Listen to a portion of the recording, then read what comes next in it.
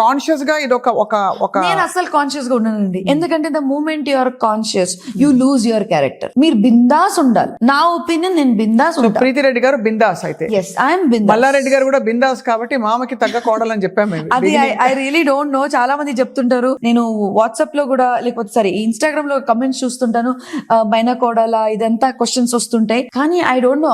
అదే అందుకే కదా డెస్టినీ. దేవుడు ఎప్పుడైనా ఆయన డిసిజన్ తీసుకునేది తప్పు ఉండదు, అంతే అంటారు. అది ఆ క్షణంలో మాకు తప్పు అనిపిస్తుండదు. అప్పుడు నాకు కూడా అనిపించింది, డాడీ నేను పూణే వదిలేసి కన్నడ వదిలేసి అంటే తప్పు అనిపించలేదు, కానీ ఆ ఇబ్బంది అనిపించింది నాకు. అయ్యో నేను హైదరాబాద్ లో పోతున్నాను అంటే ఉంటది కదా ఎవరికైనా.